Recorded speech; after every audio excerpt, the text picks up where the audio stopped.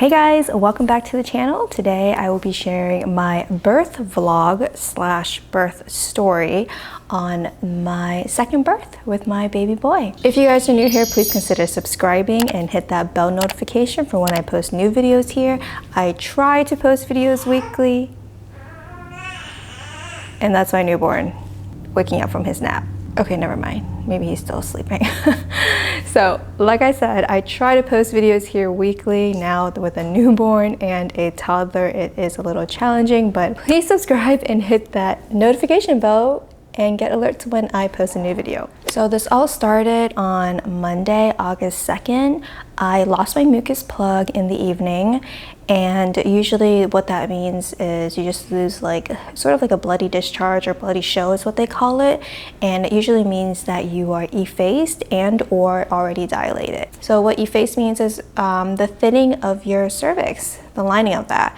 So that means that it's thinning out so it can open up and dilate so that your baby can come out. So I lost my mucus plug, so pretty certain that I was effaced, and pretty sure that I was dilated too, but I didn't get checked, so I wasn't sure how far I was dilated. I was actually scheduled the following week to get induced. So I was gonna get induced at 39 weeks. I opted for that because there were no medical issues, but I requested that because I had major back pain because I had recently pulled my back right before that time frame, and I pulled my back from picking up my almost 30-pound toddler and just picked her up the wrong way while very pregnant, and I pulled my back. So I was in like severe back pain, like just barely getting around, limping around. So I was like desperate and requested an induction date.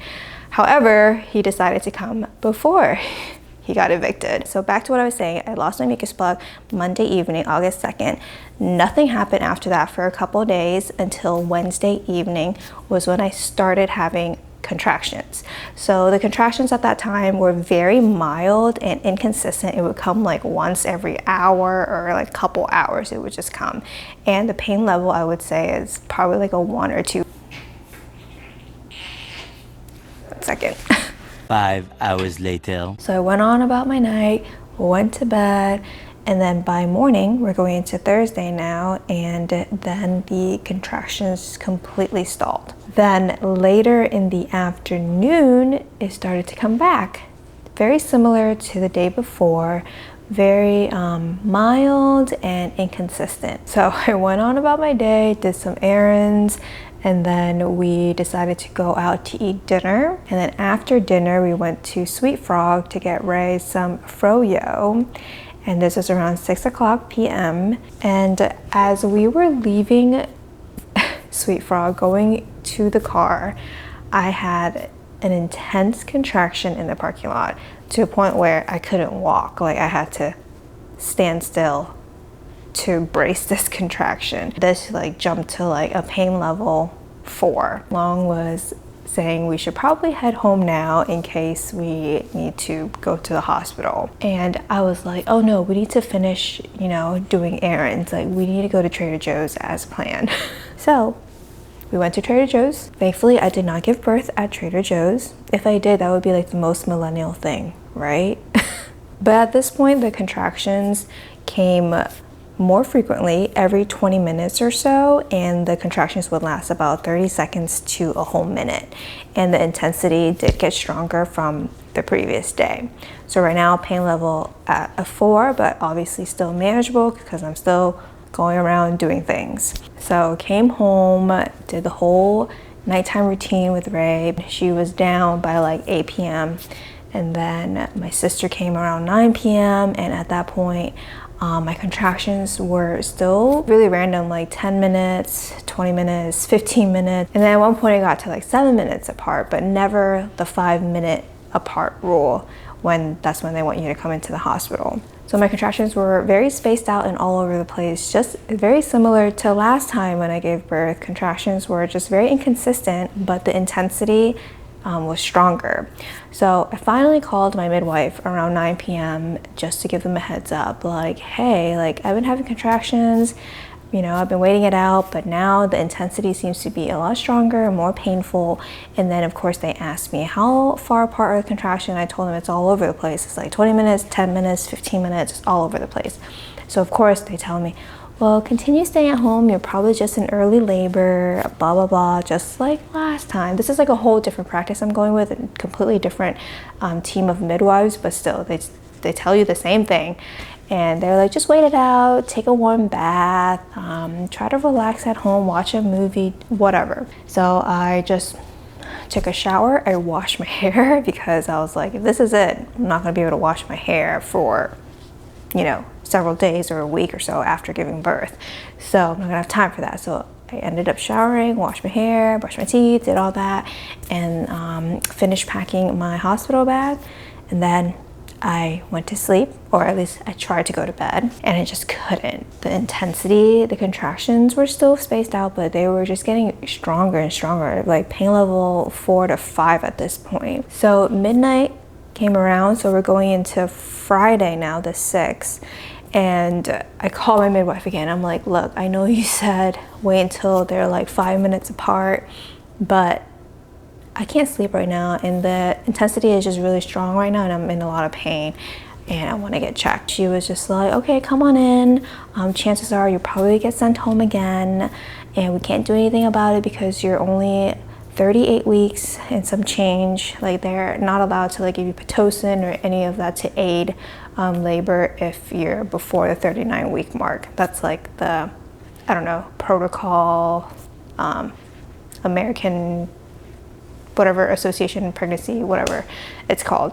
That's just a protocol. Like, they can't aid you in giving birth if you're not dilating on your own before the 39-week mark, because that's the rule. She told me just to come in anyways, but like that made me really think that I'm probably gonna get sent home. But I still packed my bags. We brought our bags anyway, just in case. All right, it is Friday, August 6th at 1 in the morning.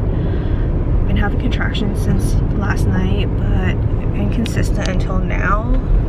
It's actually getting painful, like pretty painful, but they're only like 10 minutes or so apart, so not like the 5-minute mark. But I couldn't sleep, so I called them. I was like, I just want to come get checked. I don't live far, so if I'm still in early labor, they're just gonna send me home. But yep, 1 in the morning when we got to the hospital. So I got out of the car and I like hurled over because I had like an intense contraction, and yeah, I was just like hurled over in the parking lot. I'm like, oh my gosh, am I gonna give birth this soon? But then after it was over, that minute contraction was over, I just walked myself in there, checked in, and then they were like, okay, labor and delivery is on floor, whatever. And then we had to walk all the way there, take the elevators up. Like, I was still able to walk at this point, but still like just trying to breathe through every time a contraction would come in. Finally got to labor delivery, like triage room. The nurse checked my blood pressure, hooked me up to monitors, and like asked all these screening questions, whatever. So still able to talk to her normally, all that stuff, even though I was in like a lot of pain. But like my state of mind was still very like calm and chilled. And just trying to breathe through every time I would have a contraction. Like, even the nurse thought I was probably just in early labor right now, like just a couple of centimeters dilated. It's 1:45 now at this point, and the midwife finally comes in to check to see how far I've dilated. Oh my gosh, so my contractions were so far apart. So again, like last time, pregnancy, last birth, they thought I was in early labor, but I came in, and this time I'm already 7 centimeters dilated. And yeah, that's crazy. So they're about to come in and just break my water, and right now I haven't gone epidural. I'm gonna try to see if I can do this, because if they break the water and he comes right out, then I don't really need it. But I do have the IV all hooked up in case I just can't. But he's gonna be here soon, in hopefully a couple hours. Yeah, excited. Thought I was gonna get sent home because I don't know. It just happened so fast, but this time I dilated so fast on my own versus last time. So, all right, stay tuned. We'll try to vlog as much as we can, but it's kind of hard. It's just the two of us here, so. All right, Auntie is at home taking care of Ray. She's asleep right now, so yeah, she gets to see baby brother soon. I'm excited. 7 centimeters dilated. Oh my gosh. Like, it's so much different than the last time. It took me forever to, you know, even get to like 5 centimeters last time. It was just a very, very slow labor. And this time, I'm already 7 centimeters dilated when I got admitted to the hospital, which is crazy. The midwife was like, wow, you're a unicorn. It's pretty rare to have someone's contractions spaced out this far, but you're already 7 centimeters dilated, so I guess you're having a baby today. And I'm like, of course. So the whole 5-minute rule thing does not apply to me for both of my babies. They didn't follow suit with that whole contraction rule thing. So I'm glad I just listened to my body and knew that the intensity was getting stronger, so I just went in. So now it's 2 a.m. I am finally in the labor and delivery room, and they asked me if I wanted to get epidural. And I told them I wasn't sure. Like, I'm open to getting epidural, but at this point I don't even know, because like I'm scared of the pain because I've only given birth with epidural. But then again, this also happened so fast. Like, the labor is just so fast. Like, I'm like, is there a point to even get an epidural? Like, wait around for an anesthesiologist for like almost an hour if I can just push this baby out sooner than that? Like, pain level is at a 5 right now, and so I was like, screw it. No epidural. I'm gonna give birth without epidural. Let's do it. So my midwife broke my water, and after breaking your water, just like last time, the contractions just gets like way more intense, and it comes like way more frequently, which it did. Before this, it was still like about 10 minutes apart or so. Now it's like back to back. Barely had a breather in between. And the intensity was like, it jumped from like, I don't know, pain level 7 at this point. So it was 2:30 when she broke my water, and I was just trying to lay there on my side, breathing through it. You know, got a little teary-eyed because it was getting really painful. Take some nice deep breaths in and out. Yep. Good job. You'll come to a place where your body pushes anyway, and that's okay. That's okay.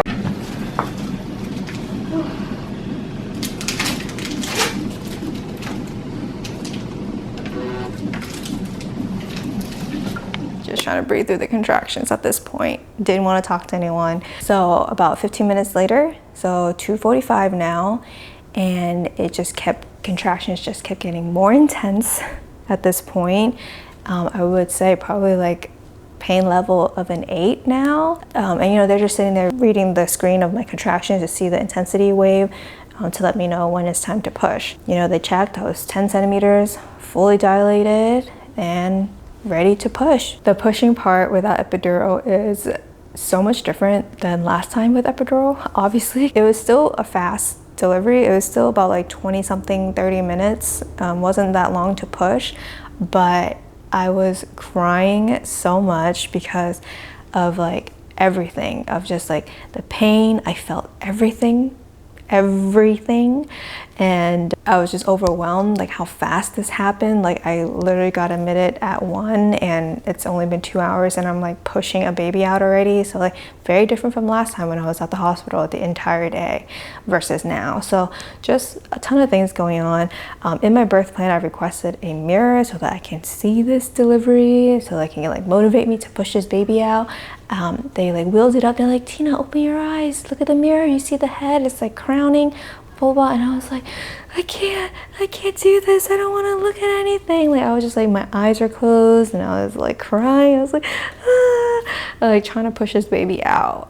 Much different than last time giving birth. So after about 30 minutes of pushing, baby boy is here. I was still crying from the pushing part. I was crying. It was just like a lot going on. I was overwhelmed with everything. I was crying from the pain. I was crying from being so scared of pushing without drugs.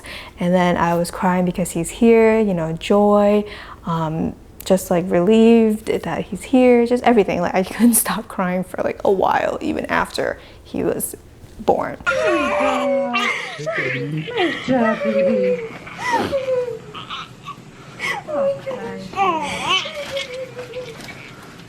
Oh my goodness. You got things to say. We're close enough.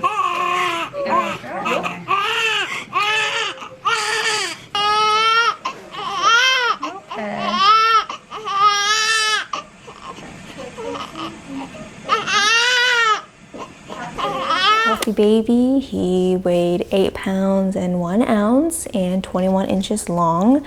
And yeah, that was my labor and delivery experience without epidural. Like, I still can't believe I gave birth without epidural, but I did it. And if you guys are interested in the difference between epidural and without epidural, let me know. I can put together a video explaining exactly what I felt with epidural and what I felt without epidural. If you guys want to know about all the details, like the labor process, the delivery part, and then the postpartum part where, you know, you get stitches and the placenta pushing it out, like what you actually feel. If you're interested in that, I can put together a video.